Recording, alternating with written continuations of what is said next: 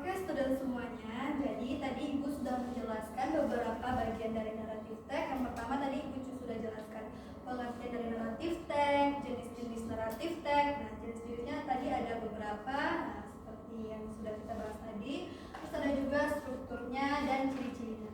Nah, dari semua yang telah Ibu jelaskan tadi, ada nggak yang murid-murid semuanya belum paham atau yang ingin ditanyakan lagi?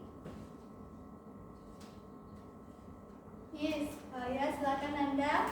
jadi di structure-nya narrative text ini kan tadi ada orientation. Nah, jadi di orientation itu apa aja?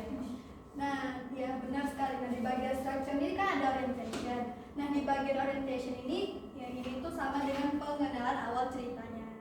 Nah, di bagian orientation ini ada tentang perkenalan nama tokohnya, siapa yang ada di dalam cerita tersebut, ada juga latar tempatnya, ada latar waktunya. Pokoknya di orientation ini semua yang berhubungan dengan perkenalan-perkenalan yang ada di dalam sebuah cerita tersebut. Paham Nanda? Amin. Nah, apa ada lagi murid-murid yang ingin bertanya? Yes, maksud dari ciri-ciri unsur kebahasaan itu apa, Mas? Maksud ciri-ciri unsur kebahasaan ini, nah di ciri-ciri unsur kebahasaan ini kan ada isi teks dan unsur kebahasaan. Nah, kalau di unsur kebahasaan ini, kalau kira-kira di naratif teks itu kita menggunakan simple apa? Nah, jadi unsur kebahasaan itu menggunakan simple past tense. Kenapa kita menggunakan simple past tense? Karena apa, Miss? Karena ceritanya di masa lalu Sudah terjadi. Nah, benar. Jadi unsur kebahasannya maksudnya kita membuat naratif teks itu menggunakan simple past tense karena ceritanya itu sudah terjadi di masa lalu atau masa lampau. Jadi kita menggunakan simple past tense. Jadi unsur kebahasaannya pakai simple past Simple tense. past tense. Di bagian resolution itu apa yang dibahas, Miss? Oh, di bagian resolution. Nah, kalau di bagian orientation tadi kan ada perkenalan. Nah, kalau di bagian resolution ini kalau kan di complication nanti ada masalah yang dibahas. Nah, jadi di resolution ini nanti itu penyelesaian masalah tersebut dari complication ini. Nah, jadi di resolution ini kita menyelesaikan masalah yang telah ada di complication. Nah, itu contohnya misalnya di cerita Malin Kundang contohnya kan permasalahannya Malin Kundang tidak mengakui ibunya gitu kan. Nah, jadi di resolution itu apa resolusinya? Apa akhir dari masalah tersebut? Nah, akhirnya Malin Kundang itu menjadi batu. Nah, jadi akhir masalah itu si Malin Kundang ini menjadi batu karena dia durhaka tidak mengakui si ibunya tersebut. Jadi kayak akhir cerita gitu, Miss? Iya, penyelesaian masalah dari complication tersebut. Apa ada lagi murid-murid yang ingin bertanya? Tidak, Miss. Kalau tidak ada yang bertanya, Miss yang bertanya sama murid-murid semuanya ya. Nah, dari pengertian naratif teks, siapa yang ingat apa itu pengertian naratif teks dan apa tujuan dari naratif teks?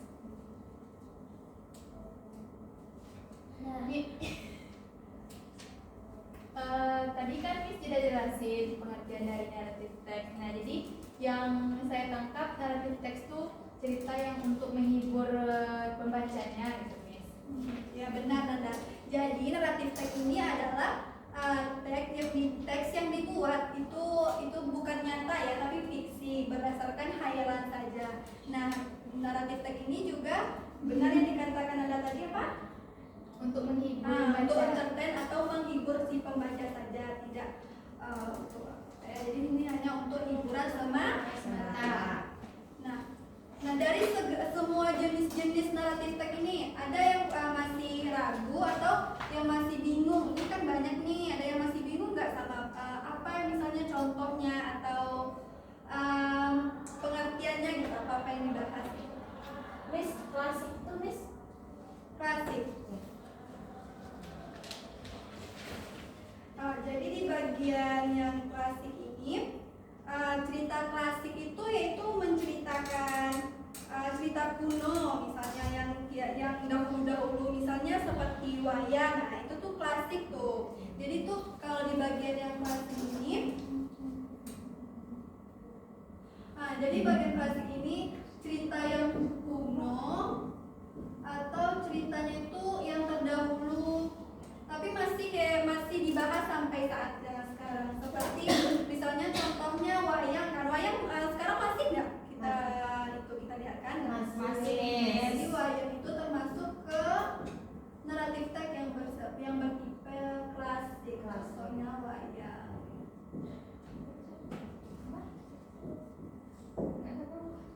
Kalau fairy tale ada yang tahu nggak ini menceritakan tentang apa? Cerita fairy, Miss. Nah betul. Kalau di bagian yang jadi fairy tale ini tuh yang tentang kerajaan gitu ya. Biasanya tokoh-tokohnya ada raja, ratu, ada seperti ya kayak gitu ya. Jadi itu tuh nanti bisa nggak ada yang tahu apa contoh dari cerita fairy tale ini? Kalau Cinderella. Tinkerbell. Nah benar, Cinderella kan ada ibu perinya, Ada api itu. Kue api. Snow White, tadi Tinkerbell, nah benar gitu kan. Kalau misalnya Snow White kan dia ada ibu tirinya, ada rajanya, ada pangerannya gitu kan. Nah jadi fairy tale ini yang berhubungan dengan kerajaan gitu. Ini termasuk ke dalam fairy tale. Kalau legend, Sri, apa itu kalau yang dimaksud dengan tipe jenis legendnya apa? Kalau Benar, jadi itu menceritakan tentang legenda. Legenda. Ya. Nah, seperti Malin Kundang dan Toba.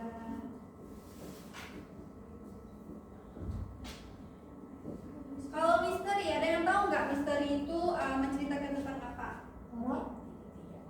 Misteri itu mungkin bisa jadi horor, tapi spesifiknya misteri itu sesuatu yang belum diketahui ya, atau masih dicari-cari kebenarannya. Seperti mungkin misalnya itu tentang mungkin kapal atau pesawat yang jatuh di ya seketika berguna atau film Titanic itu kan belum pasti gitu kan, jadi masih penasaran, masih dicari-cari apa kebenarannya gitu.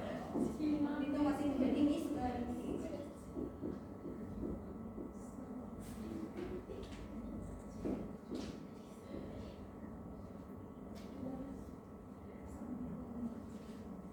Nah,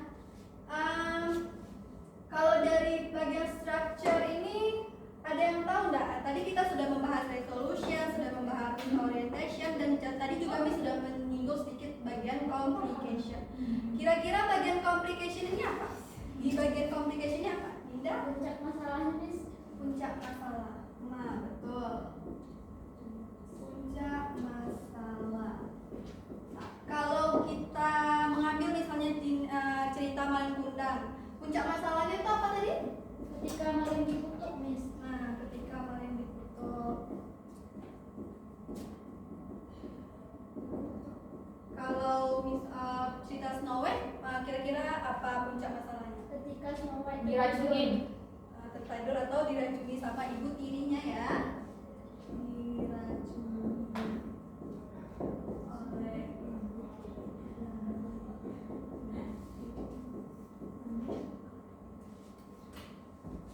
Nah, apa ada lagi yang masih belum dipahami student? Coba ibu berikan lagi pengertian naratif teks, jenis-jenisnya, strukturnya, ciri-ciri sintaks, unsur-unsur kebahasaannya. Sudah, Miss. Sudah paham. Yes, ya. Di ciri-ciri itu kan ada unsur kebahasaannya. Jadi apa aja di unsur kebahasaan itu dalam naratif teks itu? Nah, tadi juga sudah dibahas ya, sudah ditanya juga sama Fatma tadi apa saja unsur kebahasaan dari naratif teks. Tadi Miss juga sudah jelaskan salah satunya itu ada menggunakan simple past tense. Nah, di sini tuh ada beberapa ya student yang menjadi unsur kebahasaannya tuh. Yang pertama itu menggunakan simple past tense sudah. Nah, yang kedua itu menggunakan adverb of time. Adverb of time. Siapa yang tahu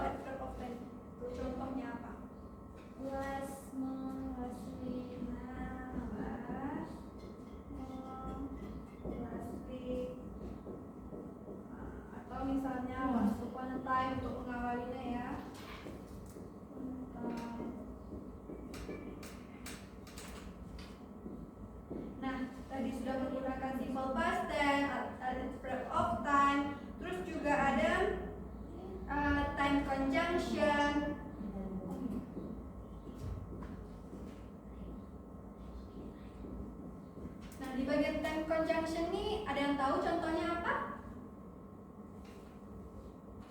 Dan When, Then, when, apa lagi? dan And, but dan lain-lain ya. Pokoknya ini sama dengan penghubung gitu ya. Nah, nomor 4 itu ada karakteristik spesifik atau tidak umum. Contohnya kalau di cerita Cinderella tuh kan karakternya yang spesifik itu memang Cinderellanya kan. Spesifiknya karakter ada Cinderellanya. Kalau di Malin Kundang emang Malin itu sendiri ada ibunya gitu kan. iya Miss. Nah, terus yang terakhir itu ada unsur dari bagian dari unsur kebahasaan ini ada action phrase. Oh, ini tindakan kerjanya ya. Seperti contohnya ada kill, ada juga walk, ada lain-lain. Pokoknya ini berupa tindakan. Nah, kira-kira ini unsur kebahasaan dari naratif teks yang Anda tanyakan tadi. Gimana? Anda udah paham belum? sudah Miss. Ada lagi yang mau ditanyakan? Kalau di bagian isi teks, tahu nggak apa-apa aja yang ada di bagian isi teks ini? Ada yang tahu? Kejadiannya complication Ya pokoknya isi teks ini mengenai cerita itu ya, mengenai cerita itu apa aja yang dari cerita itu.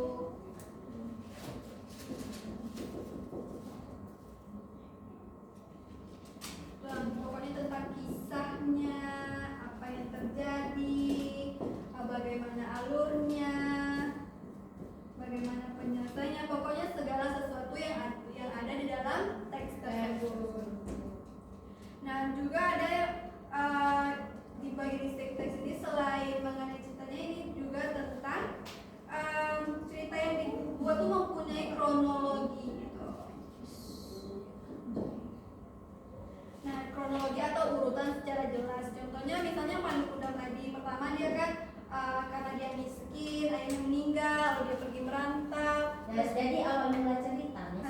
Jadi kronologi itu dari awal sampai dia akhir itu kronologi berurutan gitu. Contohnya dari Malin Kundang tadi, pertamanya kan dia karena dia miskin, ayahnya meninggal, lalu dia ingin mengubah nasib, terus dia pergi ke kota, bertemu saudagar kaya, terus dia kerja di sana, lalu bertemu dengan anak saudagar kaya, lalu jatuh cinta, menikah, lalu dia kembali ke kampungnya, terus sampai di sana karena dia malu mengakui ibunya yang miskin, terus dia tidak mengakui ibunya, sedangkan ibunya ini sangat merindukan dia kan, karena ibunya terluka karena perlakuan si Malin Kundang, akhirnya ibunya menyumpahkan atau mengutuk si Malin Kundang tersebut.